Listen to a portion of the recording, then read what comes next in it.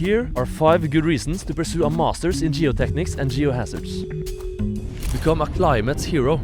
Climate change will cause increasingly extreme weather in the years to come. You can work to prevent landslides, avalanches and floods, and in the process, help save lives. Trondheim, a student's paradise. Experience the student capital of Norway. Get lost in a wide variety of activities and attractions the university and the city has to offer. Experiment in the lab.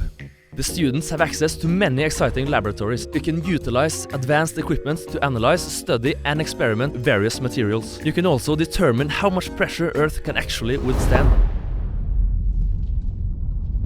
The future is digital. Students will learn how to use advanced engineering software and cutting-edge digital methods used for studying, understanding and ultimately preventing geohazards. You're guaranteed a job. I mean, just listen to the name of the program. Masters in Geotechnics and Geohazards. You will be exceptionally well suited to find effective solutions for both our environment and society. Sounds good.